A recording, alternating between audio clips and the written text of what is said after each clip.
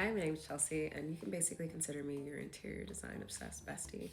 I have spent so much time going over different scenarios for our house and how I can make it feel more mid-century modern. It is my favorite style. I know it's a popular one right now, but it's because it's just beautiful and there's so much to love about it. So we're currently renting, and I feel like that puts us in two buckets. On the one side, it's nice because I feel like I can just flip through houses on Redfin until I'm blue in the face trying to figure out what our dream house is. But the other side of it is that it's also been a little discouraging because I feel like even when I see an exterior that's like, oh, that house is going to be amazing on the inside, you get inside and it's had this renovation that completely doesn't match the outside of the house, and you're just scratching your head trying to figure out what happened. Or worse, you're wondering if the previous version of the house is exactly what you were dreaming of. So I sat down and I asked myself, what are some of the things that I really endear towards when it comes to mid-century modern houses? It's something that we can maybe happen here at our house that's rental friendly, one.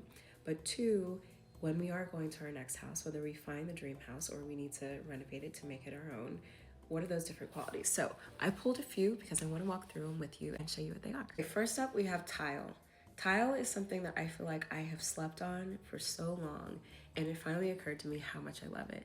I love it in bathrooms, I love it in kitchens. I just think tile makes such a beautiful, beautiful addition to any space.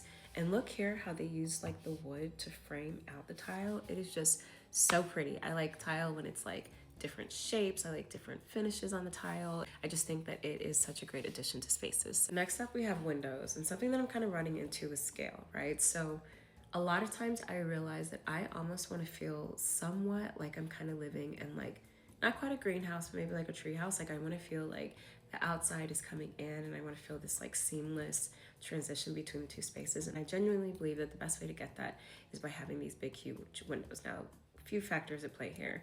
One, we live in a very, very hot climate, so you always have to keep that in mind. But two, it's also kind of just like a privacy thing, like if that's important to you in terms of like how to cover the huge windows.